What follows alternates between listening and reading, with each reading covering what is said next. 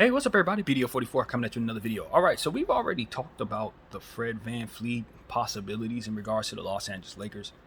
I know I made a therapy session, not a therapy session, a Laker video, jab video in regards to that.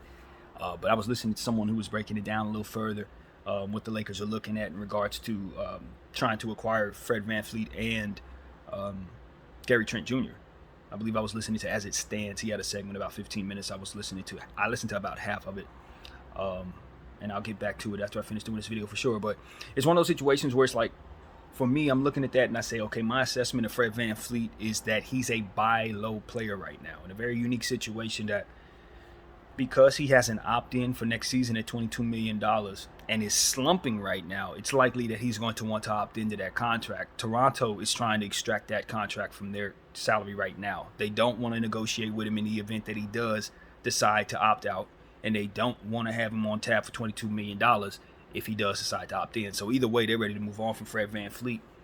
And the issue is that he's playing so poorly that they can't really unload him for anything that makes sense as the trade deadline approaches. So they're going to have him on tab next year at $22 million if he opts in, which ain't the worst thing in the world because even though he's slumping, at that moment you could still try to reconvene. Maybe he's playing better by the end of the season, which I think is highly possible. And you'll have a better chance at being able to retain something for him in the sense that you can trade him next season or in the offseason if he opts in. If he opts out, you lose him.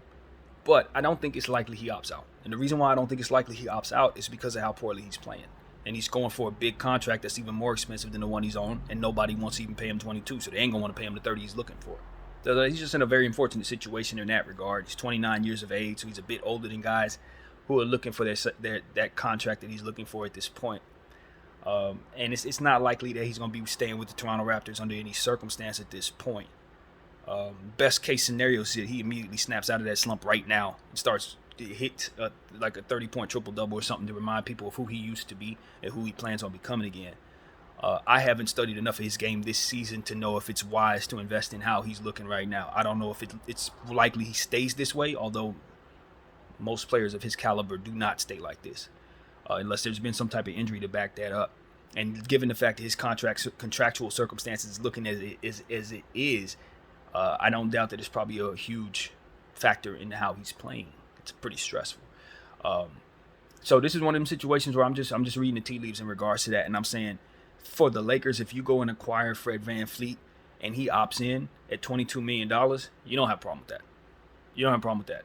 And the reason why you don't have a problem with that is because you're likely to see the value in having a player of that caliber on your team next year, no matter what's going on. Fred VanVleet is an all-star level player, as I said, 29 years of age. Even though he's a shorter guard, he plays both sides of the floor at a very high level. And when he's on, he's an all-star, already proven, NBA champion, already proven. So I don't look at him as somebody who's going to be anything less than that when he snaps out of the slump he's in. And I've seen players go through slumps all my life. So most of them snap out of it, especially ones of his cachet. My hesitation in bringing him in is size. It's the same thing I think that I have a problem with some of the guards we already got. Dennis Schroeder, Patrick Beverley, they're too small, man. We run small ball, and I hate small ball. I literally hate it.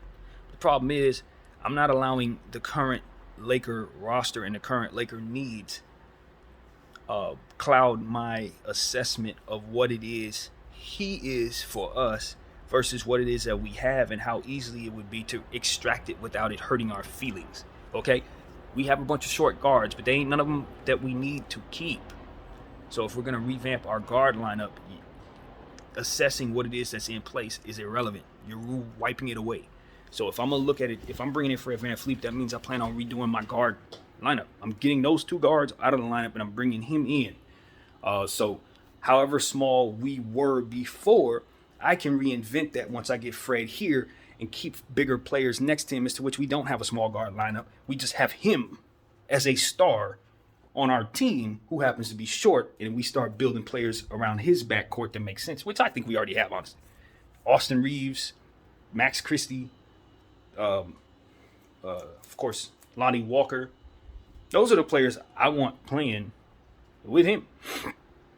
Right? Fred VanVleet would have those guys in lineup with him to help with the defensive stuff that he has going on, to help with overall allowing him an opportunity to have open court players to get the ball to, defensive players are going to help him on double teams and stuff like that. Because again, he's a talented defensive player who happens to be small, like Patrick Beverley. So you want him in lineups with Christie. You want him in lineups with Austin. You want him in lineups with Lonnie. You want him in lineups with Troy Brown and all of that, so that he can have the defense on the floor necessary to assist with him, just like he has in Toronto right now. So I'm not looking at all the guards we have and saying, okay, we can't get another guard. We can't get a small guard because we have too many. Hell no, I'm getting those guys up out of here regardless. They're not staying. So the vision of our guard lineup isn't that. It's we're redoing it based on the fact that we're bringing in Fred, and Fred is a star. He's a star. You need not lose sight of that. He's not a regular guy. He's just a star in a horrible slump. And I think people are assessing what they're looking at because we're in the microwave era and people can't see past what's in front of them. I definitely can't. And I know Fred VanVleet's going to return to all-star level. And when he does, this slump is going to be a thing in the past, but the price tag that you could have paid for to get him will also be a thing in the past as well. And that's what I'm trying to have us seize in the moment. Every time the Los Angeles Lakers and every team I pay attention to always follow suit of other teams that are assessing things the same way. And what I'm saying is that's how you avoid success. By looking at what the next man's saying and saying, yeah, that's what I think too. No, bring him in and see what you think. And that's what I think the Lakers should do with Jerry Culver, particularly that young player that has just gotten waived, high-level talent that was just drafted 2 years ago. It takes 5 years to develop. It's only been 3 years. Bring him in. And he assists with what it is that we're talking about defensively. When you have a bunch of defensive guards that are wingy and long and stuff like that, then you have a Patrick Beverley, Dennis Schroeder, or VanVleet. It doesn't hurt as much. These little players hurt because we don't have the size to complement them. I'm hoping that bringing in Fred VanVleet, the Lakers would do what I'm saying we should do and revamp that. Just get rid of them other two small dudes, and you're not small. So that's what it is, man. Out goes Schroeder, out goes Beverley, in comes Fred VanVleet, and voila, you have an entirely new front court situation. And that's exactly what the Lakers are dreaming of if they're doing this. That's exactly what you're doing. And the other aspect of that situation, of course, is Gary Trent Jr. And Gary Trent Jr., I believe, is on a multiple-year contract, if I'm not mistaken. I don't know what the contract necessarily looks like right now. I should have checked, but I didn't. But, you know, he's a player who's a wing. 3-and-D. Also another player who's going to assist with your defense at extremely high level. In fact, last year, if I'm not mistaken, he was at the top of the league at steals. So that's what I'm looking at in regards to what these two players bring to the table. They're both two-way talented players under the age of 30. And they both project to shoot very well and at a high level. And I expect both of them to have an opportunity to make an all-star team or more going forward. Both of them. You see what I'm saying? This slump that Fred VanVleet is in, it is a bunk, bro. That is not real. That's not a real slump. I'm telling you. I am BDF44 is telling you.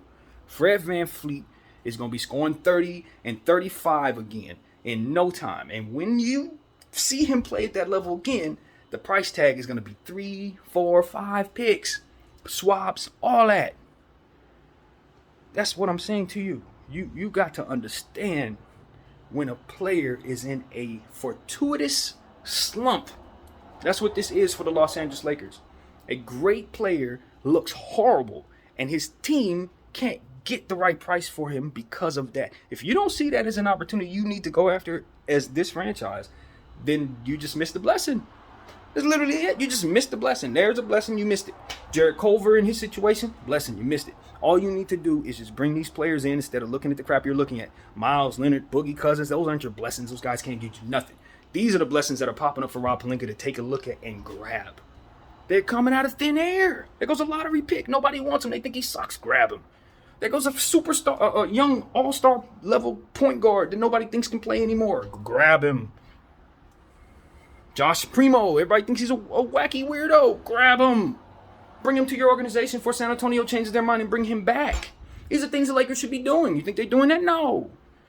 Let's figure out how we can get Miles Leonard in here because we definitely don't want the double standard of bringing in Kyrie and not having a chance to give Miles Leonard his opportunity because he was just as racist as we think Kyrie. Oh, whatever the hell kind of stupid crap the Lakers are thinking about.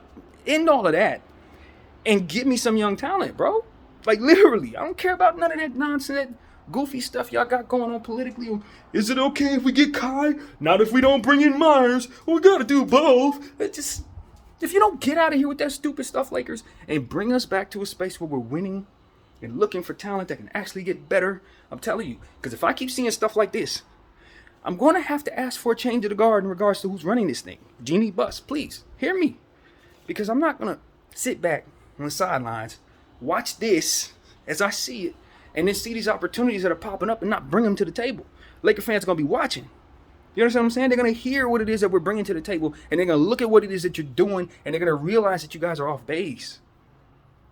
And it's enough people like me talking. So y'all need to start doing things better, man. I'm telling you. Because if you don't, our voices are going to get louder. I'm just letting you know right now. And so this is it. Darius Bazley's a player the Lakers need to be targeting. OKC, I'm starting to hear ramblings. Players that I've been talking about. I think somebody in the NBA is following me because I've been telling people, Duarte. Remember I told you about Duarte in Indy? I mentioned his name 2 days ago. Now I'm starting to see posts where Indy is starting to focus their attention on giving him minutes so they can get him off the team. Everybody I'm telling y'all about, Bazley, they started playing him in OKC, trying to get him off the team. These are all Rob Pelinka targets that he should be looking to acquire instead of the stuff that we're looking at. These are the things that are obtainable for us. These are the things that we can take and turn into something better. These are the things that can make our team significantly more talented if we just look in the right direction. That's it. I'm telling you, I already named you 5 players you can bring to this team right now and make us a lot better. A lot better. Josh Primo, a lot better. And look, I know he's probably somewhere dealing with his mind, but also watch how that played out. She's happily nice and paid. Not traumatized no more.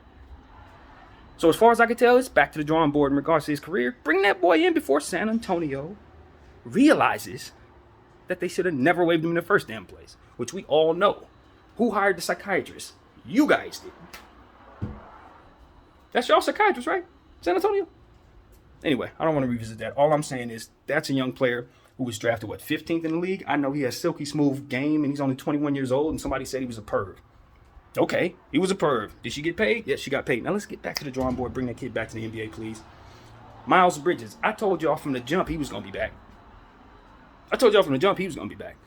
And I also told you Charlotte wasn't going to let him go because of it. I think the Josh Primo situation is the same way, and that's why the Lakers need to jump on it before San Antonio comes back around and saying, yo, yeah, it's okay to bring him back. Nah, it's definitely okay to bring him back, and he'd already be here. I'm telling you, man, y'all need a shark like me.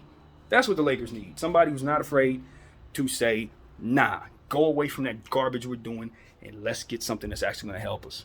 And then, when I bring it in, invest in it properly. Let me tell you right now, I got a plan for Jarrett Culver if the Lakers bring him in. I'm not even putting him out there right now. He's going straight to the G League.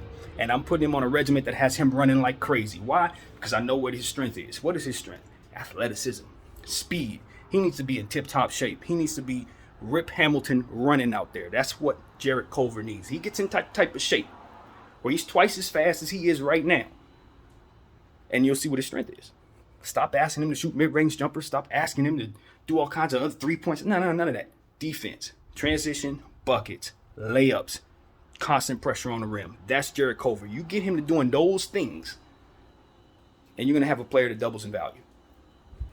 I'd have him running for a whole 2-3 weeks. He ain't doing nothing but sprints and stretching. That's it, because I'm going to make him fast. I'm going to make him stronger. I'm going to make him faster. Then I'm sending him out there.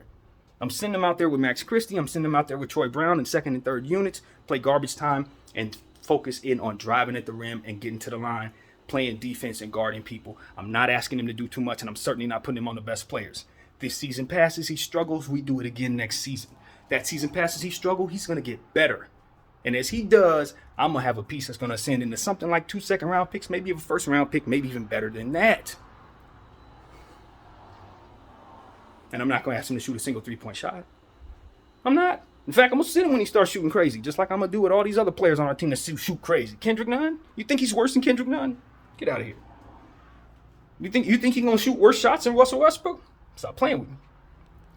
So while we're trying to give up 2 first-round picks for stars that maybe we can obtain, I'm telling you that's the 9th pick overall in the draft 2 years ago. And everybody thinks he's absolute garbage. And that is the best thing in the world for a mind like mine. because I'm going to take him, I'm going to turn him into something, and I'm going to laugh at all of y'all who gave up on him, just like Orlando's laughing. Everybody laughed in regards to Bol, and some of the other players all over the league. We're seeing this. Orlando laughing at everybody in regards to Markelle Fultz. I'm telling you, Orlando got the right idea.